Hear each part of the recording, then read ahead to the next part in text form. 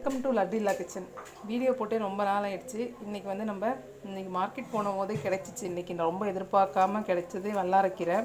இதில் வந்து இன்றைக்கி துவையல் சட்னி ஆட்டலான்ட்டு ஒரு ஐடியா. அதனால் இப்போ வந்து அதுக்கு என்னென்ன தேவை அப்படிங்கிறத பார்ப்போம்.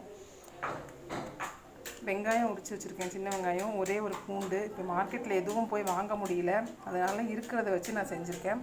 வரமிளகா, ரெண்டு டேபிள் ஸ்பூன் உளுந்து, 2 டேபிள் ஸ்பூன் கடலைப்பருப்பு, புளி 1 இன்ச் அளவுக்கு சின்னதாக ஒரு புளி. இது வந்து இதை எப்படி செய்யலாங்கிறத பார்ப்போம். அடுப்பில் கடாயை வச்சுருக்கேன். டேபிள் ஸ்பூன் எண்ணெய் விட்டுப்போம்.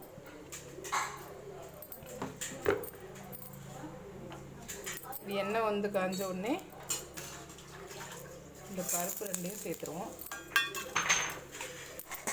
மிளகா வந்து உங்களுக்கு காரத்துக்கு தகுந்த மாதிரி நீங்கள் போட்டுக்கோங்க. நான் வந்து எனக்கு தேவையான அளவுக்கு காரத்துக்கு தகுந்த மாதிரி நான் போட்டிருக்கேன்.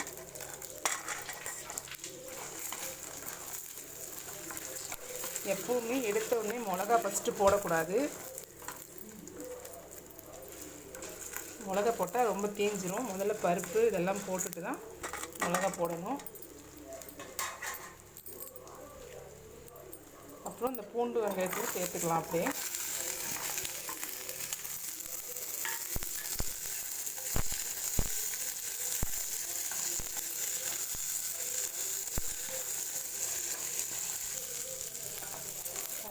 இந்த அளவுக்கு வதங்கினதுக்கப்புறம் புளியை சேர்த்துக்கலாம்.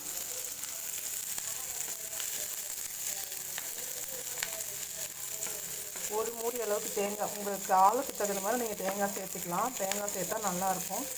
ஆக்சுவலாக வந்து புளி வந்து இது ஒரு மாதிரி துவர்ப்பாக இருக்கும். சட்னி கொஞ்சம் ஒரு மாதிரி கசந்த மாதிரி இருக்கும். அதுக்காக தான்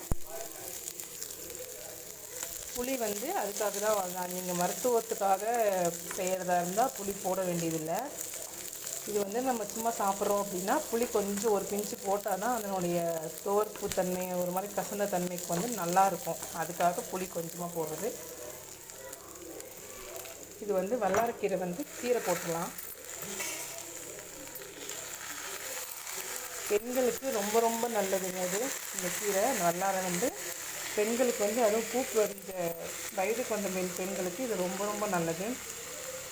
அந்த வெள்ளைப்படுறது இதெல்லாம் வந்து நாளடைவில் குறைஞ்சிக்கிட்டே வந்துடும். இது தொடர்ந்து ஒரு 48 நாள் சாப்பிட்டோம் அப்படின்னா நமக்கு அந்த பிரச்சனையே சுத்தமாக இருக்காது.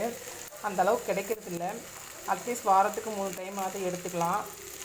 இல்லை ரெகுலராக தொடர்ந்து இப்போ அந்த பிரச்சனை இருக்கிறவங்க வந்து ரெகுலராக ஒரு 20 நாள் 22 நாள் 20 நாள் சாப்பிட்டோம்னா 100% க்யூர் ஆகிடும். 10 நாள் 7 நாள்லாம் வந்து க்யூர் ஆகிறதில்ல. நான் வந்து ட்ரை பண்ணி பார்த்துட்டு தான் நான் சொல்கிறேன்.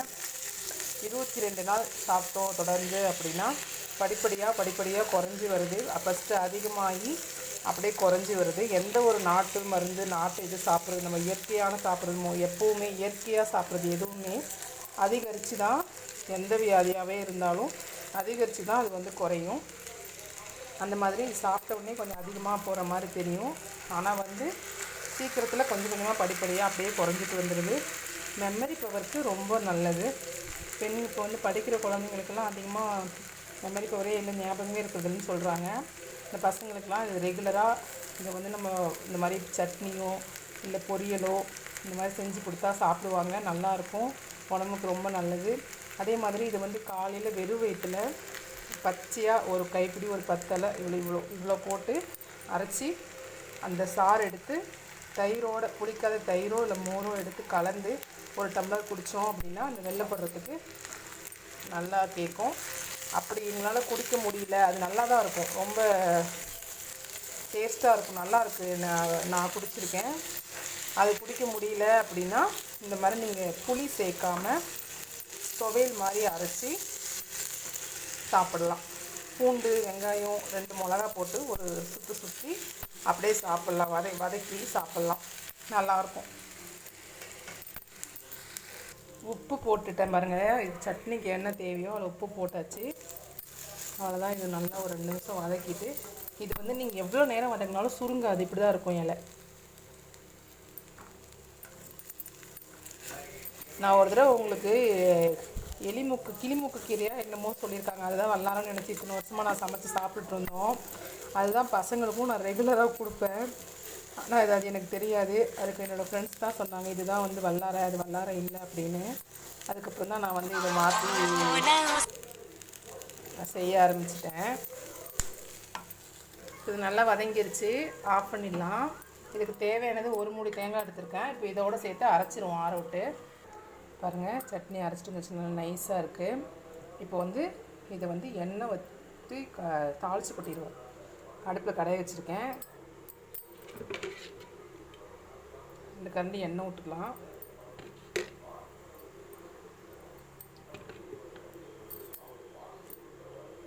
கடுகு, 4 ஸ்பூனு,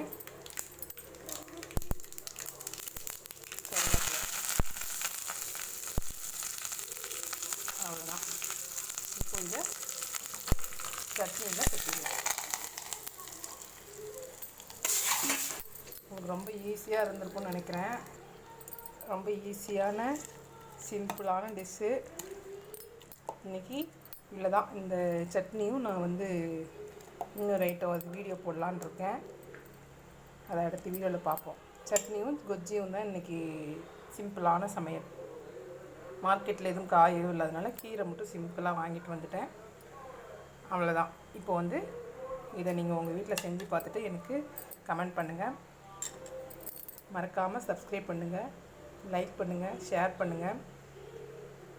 தேங்க்யூ. அடுத்த வீடியோவில் பார்க்கலாம்.